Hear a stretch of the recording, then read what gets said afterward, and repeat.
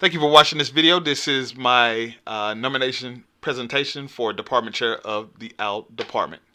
I got a lot to do to talk about, so I'm going to jump right into it. First, my presentation is a little bit different because I am talking about who I am with my leadership style and some plans and vision stuff all intermeshed because I think it's all related, and so hopefully it makes sense to you, but it gives you a little bit about who I am and how I plan on approaching this position.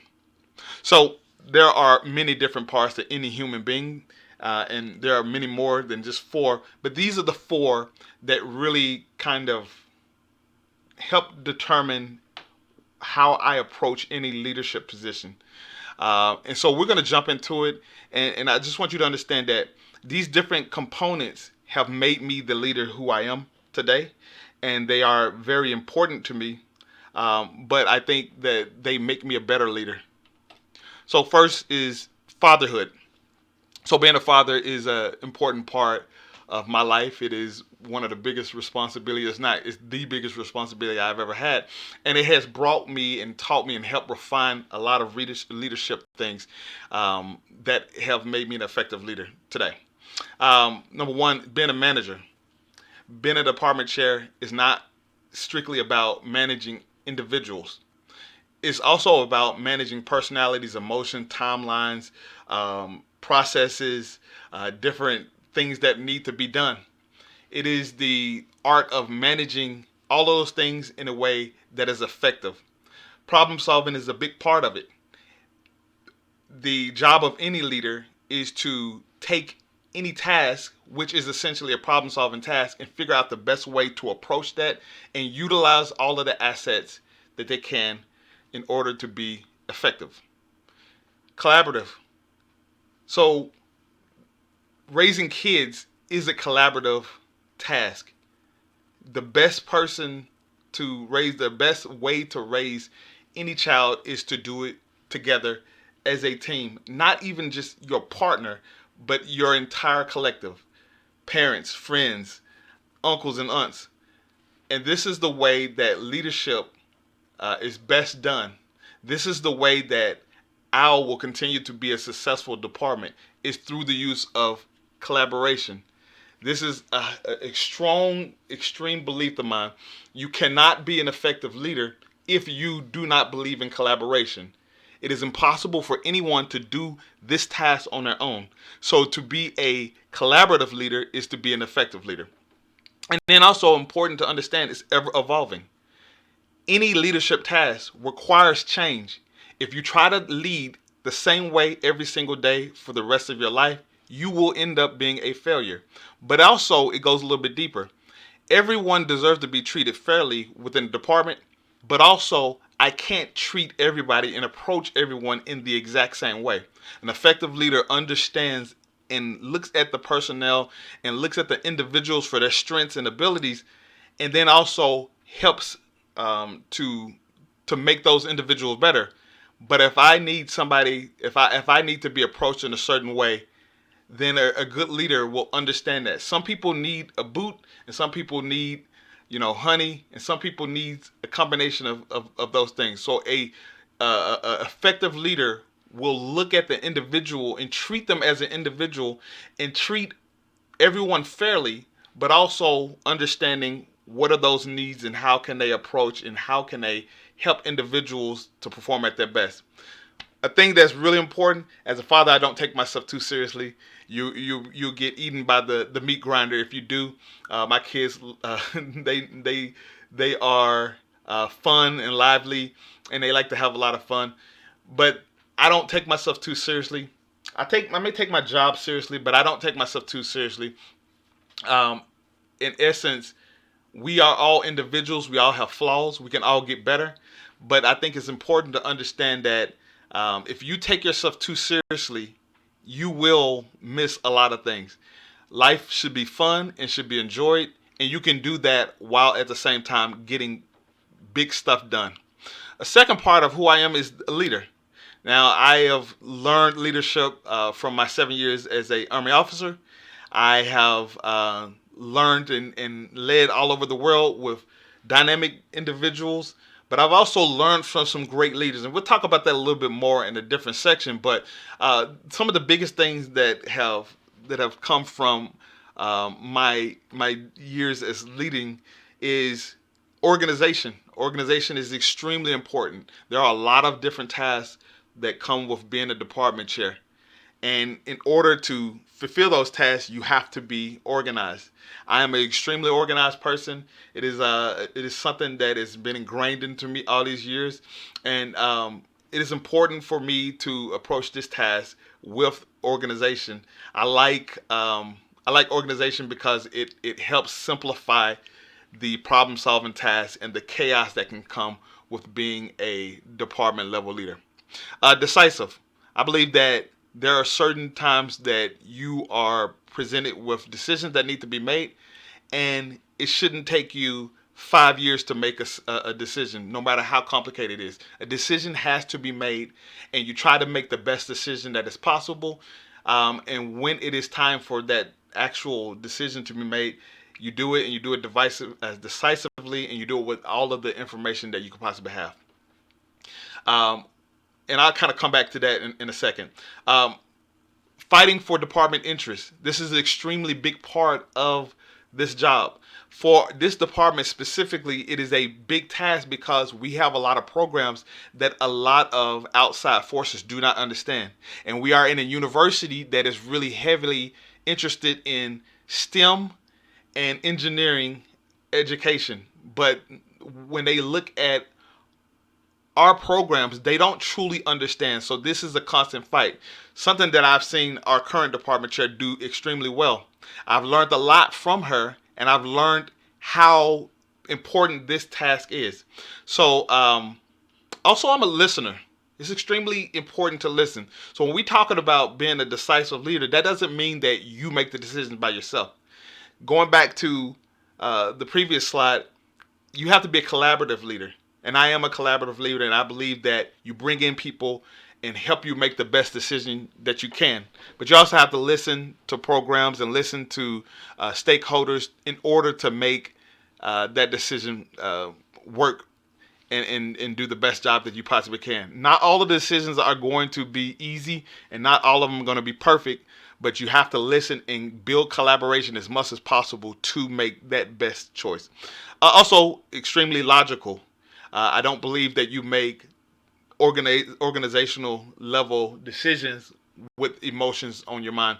It has to be logical, it has to make sense, and that is one of the reasons why you have different checks and balances, talking to different individuals, talking to your mentors, talking to programs, and ensuring that the decisions are very logical and solid. Professional. So I worked at all the different levels of university, and I understand the different policies, procedures, systems, and politics that go along with working at a university level. This is going to help me maximize the systems to the department benefit. I've seen the leaders that we have had in our departments who have gone before us, and one of the things they did very well is they used the systems in order to help the department. That's one thing that I plan on continuation of. I understand the plight of smaller programs. Ever since I came into WSU, my program has been one of those that has been smaller and has been misunderstood a lot.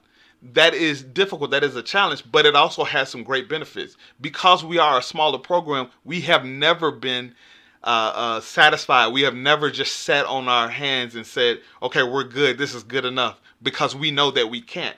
So that is one of the things that is important to me as a department chair, that we take that kind of viewpoint and we continue to push forward. Even if we have great numbers, which I believe we will continue to have great numbers, we have to maintain and determine how can we continue to push forward.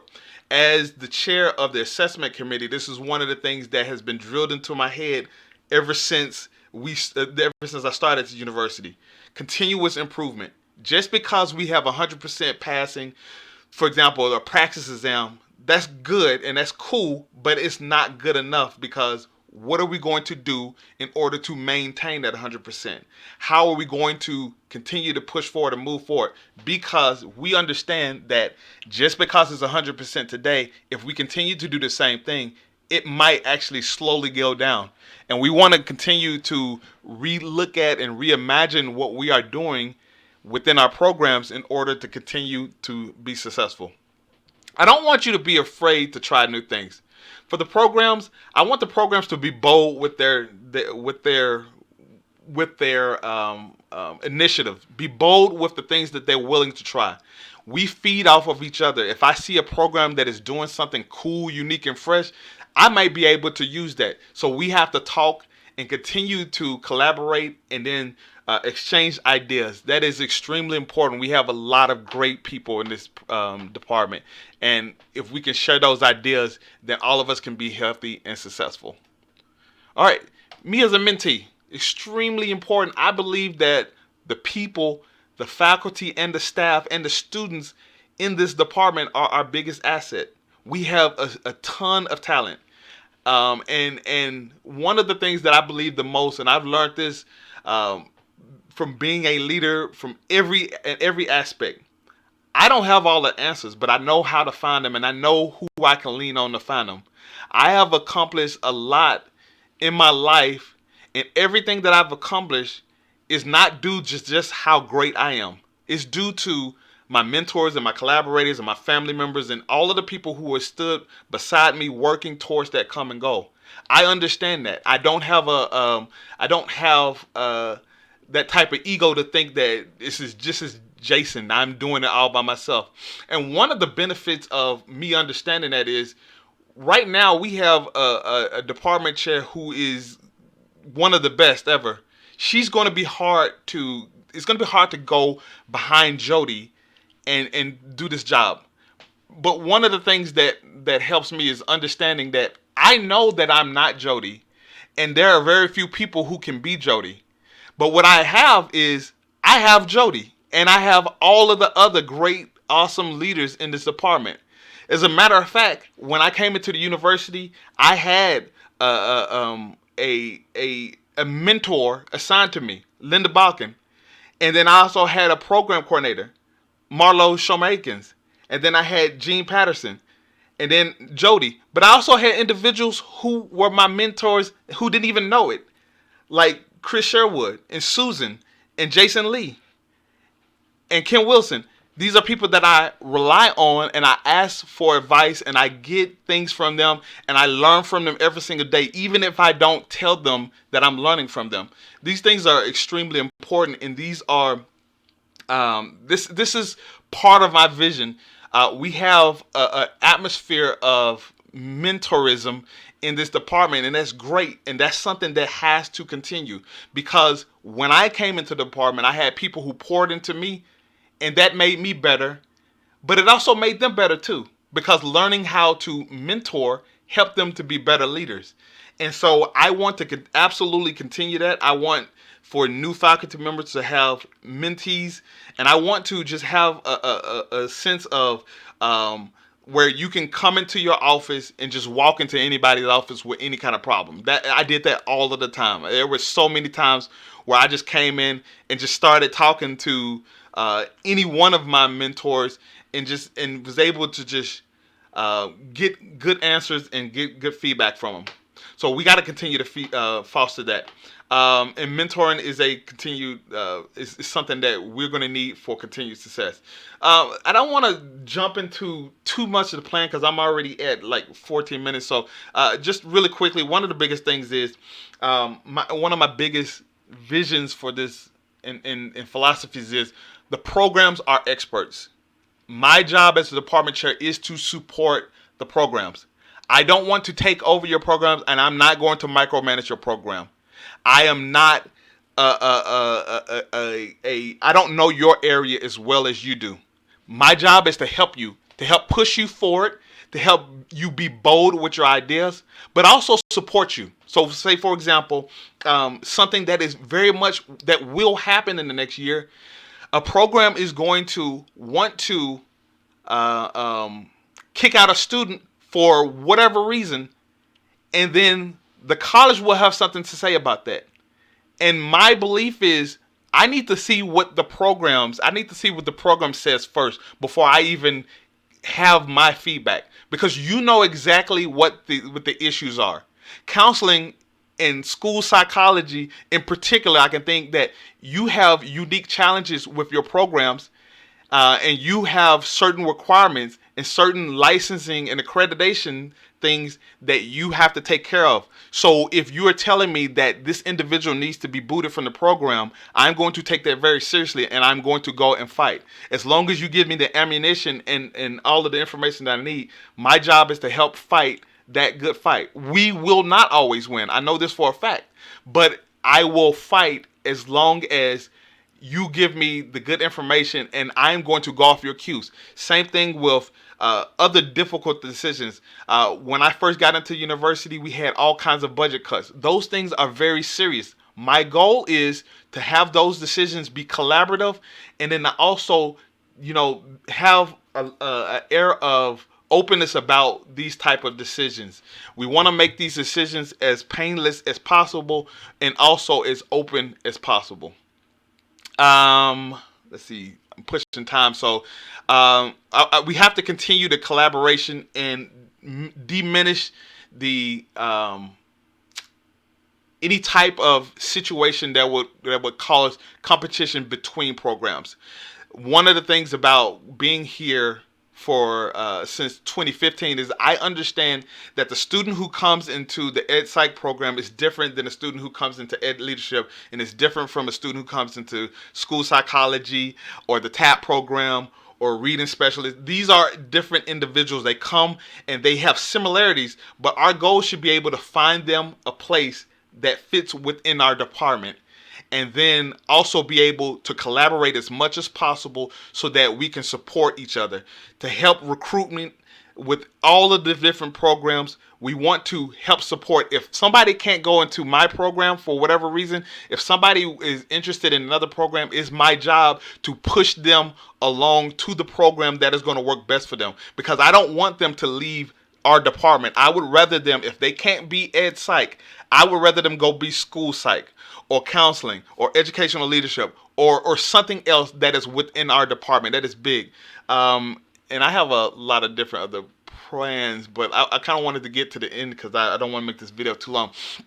But one of the questions you might be asking yourself is, hey, Jason, you are long distance. How is this going to work? Well, there's a couple of things. I've been working on my clinical mental health master's degree, which will finish in the next couple of weeks. This is a huge burden that's off of me, and it has been a lot of work, but most people don't even know I've been doing it because I have not stopped doing any of the things that I have doing. As a matter of fact, at one point I was doing the associate dean position while at the same time doing this. This would actually free me up quite a bit, which allows me a lot of more flexibility. Also, my children are older. They're a lot more autonomous. This gives me a huge amount of flexibility. I don't have little kids or diapers to change anymore. So this gives me a lot of flexibility and allows me to be able to operate a lot more. Also, I travel to Wichita often. I teach classes in Wichita. I can take all my meetings that I need from Wichita. But also, we understand that technology is huge. I once had a student who was on the verge of quitting a course because she was worried that she had a complicated pregnancy and she wouldn't be able to come in person. So I was like, okay, no worries. We have Skype. This was like 2018. We figured out how to work the distance thing, and it worked perfectly. When she was breastfeeding or doing something like that, she turned off her camera. When she wanted to speak, she turned on her microphone, and it worked. It worked perfectly. We are doing this today. Technology is super important into building our systems, but also this is something that we should be doing with our students. Reaching out, one of the ways we can reach out is by utilizing the technology that we have. We have some great stuff. So I will be leaning on the technology. I think 99% of my meetings this semester have been virtual, so it's not like I can't do that. Also, I'm extremely responsive. I take good pride and joy in getting an email and then responding to it with less than 3 minutes. It's kind of one of my things. So that is not going to be an issue if anybody was worried about that. But I'm almost at 20 minutes, so I wanted to say thank you for watching. I appreciate you all, and please let me know if you have any questions. Thanks.